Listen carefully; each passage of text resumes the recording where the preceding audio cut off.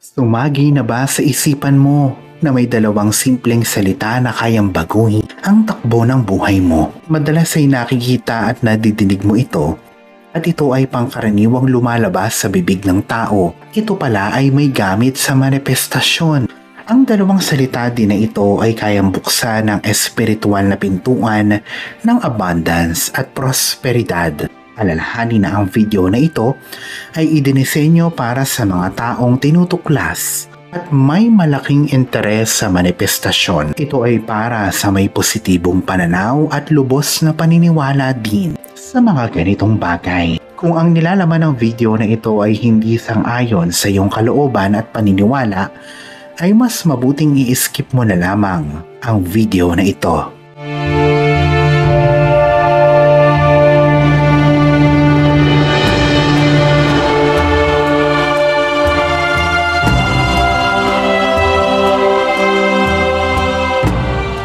Sa topic natin ngayong araw ay dadalahin ka namin sa kahangahangang mundo ng quantum physics at katuruan sa Budismo. Yun ay madidiskubre mo ang malalim na kapangyarihan ng mga salita at ang wastong mindset ay makakatulong sa iyo upang ma-unlock ang pinakamataas na potensyal mo sa pananalapi. Ang mga salitang ito ay nagamit na sa simula pa lang ng sangkatauhan at sibilisasyon at sa loob ng maraming siglo. Ito ay ang siyang lumilikha ng mga ekstraordinaryong mga resulta. Ito ay magdudulot sa iyo ng kapanatagan, hindi lamang sa pinansyal na aspeto, kundi sa lahat ng parte ng iyong buhay. Kung ngayon ka pa lang sa channel na ito, ay huwag mong kalimutan ang mag-like at mag-share ng video na ito. I-click mo na din ang subscribe, isunod ang bell at hanapin ang all para lagi kang notified at updated sa mga bago upang mga videos na siyang gagabay sa iyo sa iyong manifestation journey.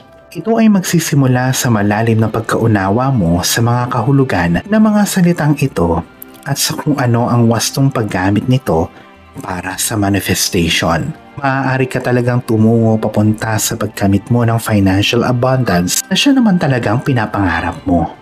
Kaya naman manatili ka lamang dito kung ikaw ay nais mo talagang malaman kung papaano ang simpleng mga salita na ito ay babaguhin ng takbo ng iyong buhay.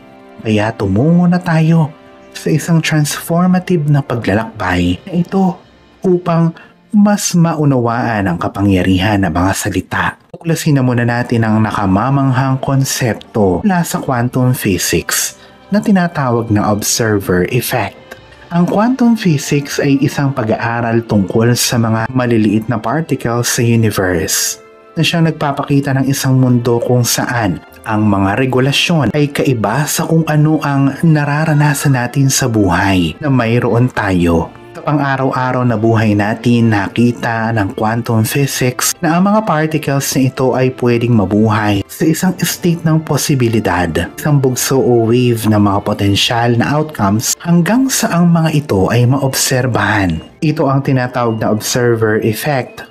Sinasabi nito na ang iyong obserbasyon o sa mas malawak pa, ating consciousness ay may malaking epekto sa resulta ng mga sinasabing particles na ito sa universe. Sa madaling pagpapaliwanag, ang ating mga iniisip at pinaniniwalaan ay ang siya mismong huhubog sa ating realidad. Ang prinsipyong ito ay tumutugma sa maraming mga espiritual na katuruan sa mundo. Isa sa mga ito ay ang Budismo. Siyang itinatampok ang kapangyarihan ng tinatawag na mindfulness at intensyon pag ipino-focus natin ang ating mga isip sa isang bagay. Pinadadalahan natin o nilalagyan natin ito ng enerhiya. Bilang observer sa quantum realm, tayo ay kayang maka-impluwensya sa matter. Ganoon din sa kung ano ang pinaniniwalaan natin at mga ekspektasyon na siyang humuhulma sa mga personal nating karanasan. Ipinapakita ng observer effect na ito na ang ating thoughts o yung mga bagay na nasa isipan natin at consciousness ay may tangible o nahahawakang impact sa pisikal na mundo natin. Ang ideyang ito ay ang siyang nagbibigay porma sa mga basihan ng mga maraming practice o gawain na nakatuon sa pagmamanifesto ng mga nais natin sa pamamagitan ng visualization at mga intensyon. Sa pagkaunawa mo sa prinsipyo na ito ng quantum physics, tayo ay magsisimulang mas maunawaan kung papaano ang ating mga salita at paniniwala ay makakatulong sa paghubog ng ating financial reality. Maaari kang magsagawa ng sarili mong pagsasaliksik patungkol sa observer effect na ito ng quantum mechanics o quantum physics upang ikaw mismo ay maunawaan mo na may basihan talaga ang lahat ng ito, Kalaurel. Sa pagkaunawang ito, atin ang i-explore o tuklasan kung papaano ang dalawang salitang ito ay maaaring mapakinabangan upang tuluyang baguhin ang iyong pinansyal na buhay. Ngayong alam na natin kung papaano naaapektuhan ng mga iniisip natin at mga paniniwala na maimpluwensyahan ang ating realidad, tumungo na tayo sa kapangyarihan na mayroon ang mga salitang ito. Ang ako ay. Ang mga salitang ito ay walang kapantay na kahalagahan dahil ang mga ito ay nagsisilbing deklarasyon ng iyong identity o pagkakakilanlan. Kapag sinimulan mo sa pagsasabing, ako ay, ikaw ay hindi lamang naglalarawan sa sarili, kundi ikaw ay gumagawa ng isang patotoo o affirmation sa pinakatotoong ikaw. Ikaw ay lumilikha ng isang sense of alignment ng kung ano man ang idudugtong mo sa dalawang powerful na salitang ito. Katuruang Budismo, ang konsepto ng mindfulness ay tinuturuan tayo na maging aware o maging mulat sa ating mga iniisip at ang impluwensya nito sa ating mga karanasan sa buhay. Ang ako ay isang powerful affirmation na siyang nagsasama-sama sa iyong mga iniisip, mga emosyon at mga aksyon sa sarili at nagmumula sa sarili. Hindi lamang ito yung simpleng paulit-ulit na pagsasabi ng affirmation. Ito ay sa pagkatawan o pag-embody sa enerhiya at paniniwala sa likod ng mga affirmation na ito. Isipin na ang salitang ako ay isang susi na siyang nagbubukas ng pinto tungo sa realidad na pinapangarap mo.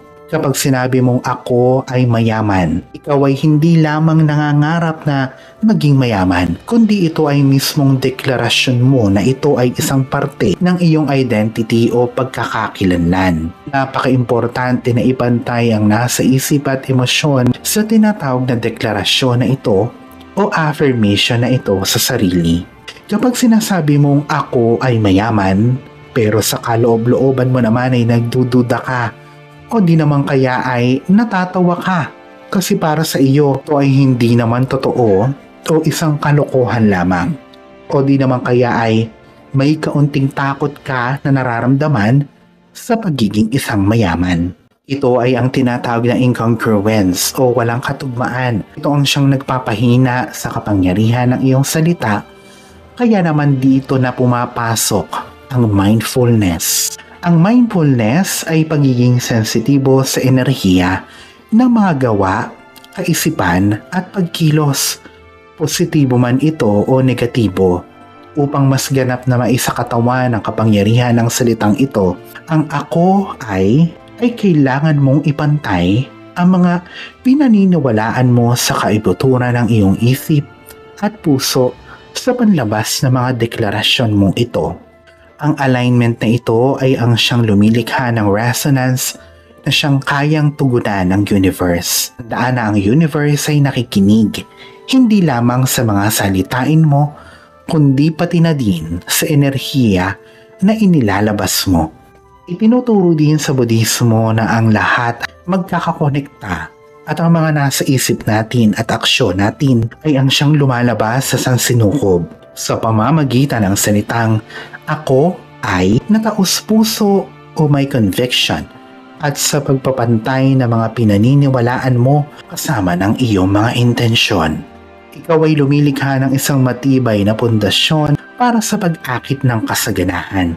Kaya naman sa mga tunay na yumayakap sa salitang ako ay makakaranas ng malalim na transformasyon sa kanilang pinansyal na sitwasyon na mayroon sila ngayon at mas higit pa. Kaya paano mo pinakikinabangan ang power na ito? Ito ay nagsisimula sa mindfulness at ang patuloy na walang pati na pag-practice ng affirmations. Hindi lamang ito ang pagsasabi ng mga salita, kundi ito rin ay pinaniniwalaan mo.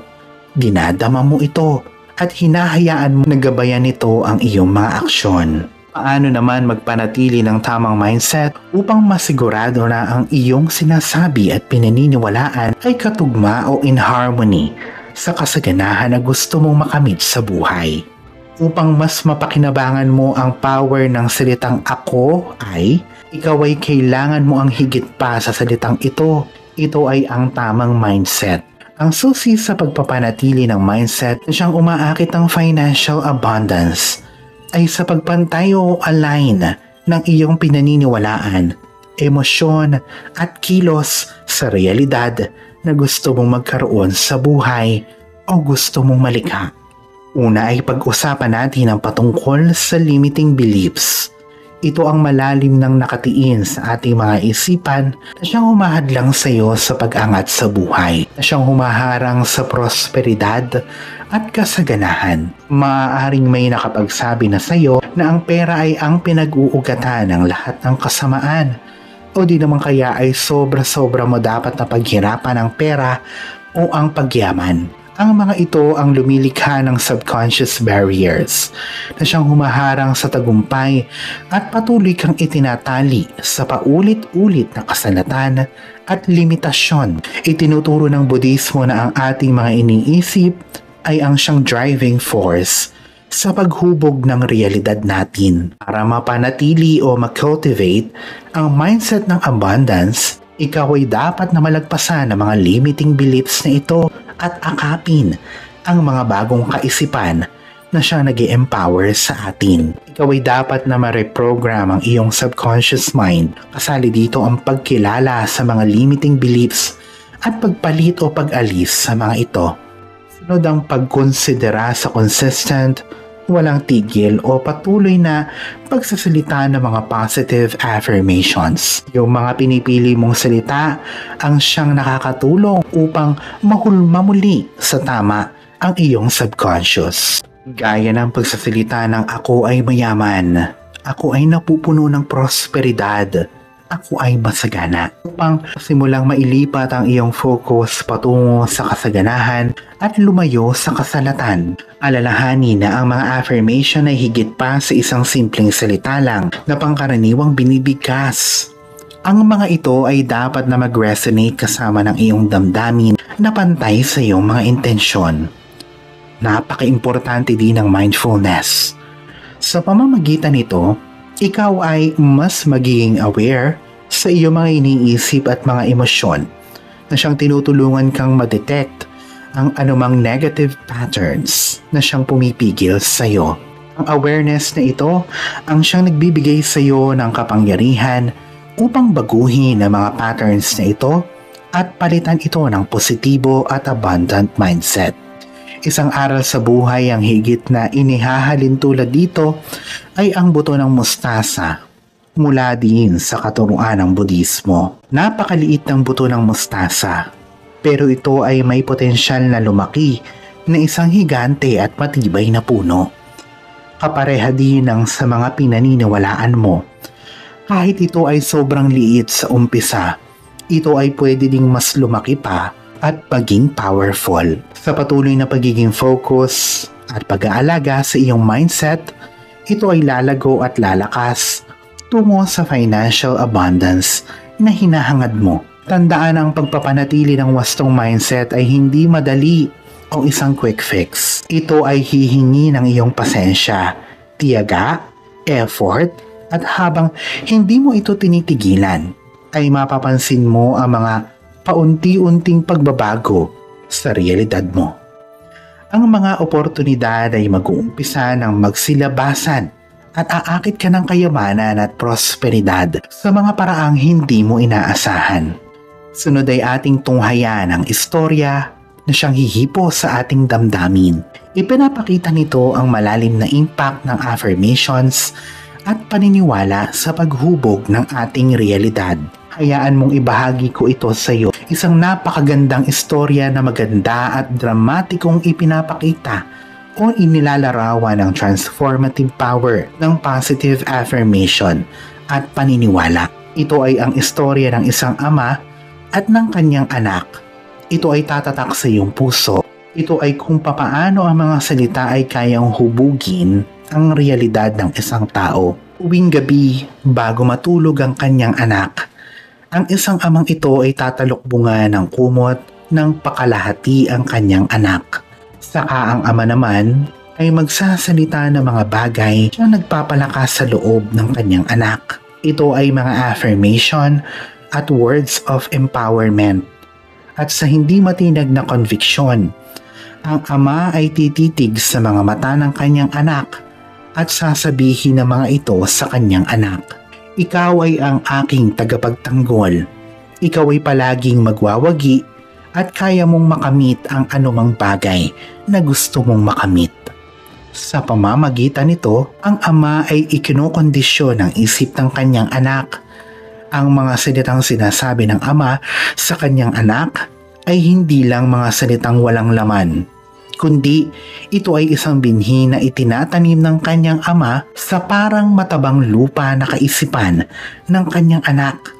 At ito ay ang mga bagay na siyang pumapasok sa imahinasyon ng kanyang anak. Gabi-gabi ang amang ito ay inuulit-ulit ang mga affirmation na ito. Sa pagtagal pa ng panahon sa pamamagitan nito, ang isip ng kanyang anak ay nauhubog ang pagkakakilala sa kanyang tunay na sarili at halaga niya. Siya ay naniniwala na kaya niyang maging isang superhero, isang kampyonato, at siya ay nakatakdang magtagumpay sa buhay. Isang gabi na kailangan ng amang ito na umalis para magtrabaho at ang ina naman ang siyang nagpatulog sa kanilang anak. Habang sila ay kumakain na mag-asawa, sila ay nasurpresa sa kanilang anak. Ito ay lumabas sa kanyang kwarto na mapungay ang mata at naaaalimpungatan. Tinanong ng amang ito kung bakit siya nagising. Sumagot ang anak niya sa kanya at sinabi nitong, "Tatay, nakalimutan mo na sabihin sa akin kung sino ako." Sa puntong iyon napagtanto ng amang ito ang malalim na epekto ng kanyang salita sa pagkakakilanlan ng kanyang anak sa kanyang sarili. Ito ay sa pamamagitan ng patuloy na pagsasabi nito sa kanyang anak ng mga positive affirmations bago ito matulog. Ito ay isang deep-rooted confidence at paniniwala na siya ay may walang hanggang potensyal. Ang simpleng pagsasalita ng mga bagay na siyang nagpapalakas sa loob ng kanyang anak ay ang siya mismong humuhubog ng realidad ng bata. Ang kwentong ito ang siya nagpapaalala sa atin na ang ating mga salita ay makapangyarihan. Gaya ng isang ama na ito, siya palaging nagsasabi ng mga positive affirmations sa kanyang anak bago matulog sa gabi. Ito ang siyang humubog sa kaisipan ng bata at imahe nito. Ang salitang ako ay kayang matulungan tayong hubog tungo sa kaayusan, partikular na ang ating pananalapi sa realidad. Ito ay mangyayari lamang kung tayo ay walang tigil sa pag-reinforce ng mga positive beliefs patungkol sa abundance at prosperity. Tumungo naman tayo sa mga praktikal na hakbang upang makapag-manifesto ka ng financial prosperity na gusto mo para sa iyong buhay. Ngayong napag-usapan na natin ang kapangyarihan ng affirmation at ang impact ng ating mga pinaniniwalaan sa buhay, ay tuklasin naman natin ang mga praktikal na hakbang na pwede nating gawin upang i-align ang ating mindset sa abundance. Ang mga hakbang na ito ay naidisenyo upang matulungan kang mapanatili ang positibong enerhiya, focus at kilos upang umakit ka ng financial prosperity sa iyong buhay. Umpisahan ito sa pamamagitan ng mga affirmations sa araw-araw. Ito ay hanay ng mga positive affirmations. Ito ay simple lang pero napaka-powerful. Gaya ng, ako ay mayaman, ako ay napupuno ng prosperidad, o ako ay masagana. Ang sikreto nito ay sabihin ito ng may buong paniniwala o conviction at maniwala sa kapangyarihan nito. Maaari mo din itong isulat. Sabihin ito ng malakas o mag-meditate dito.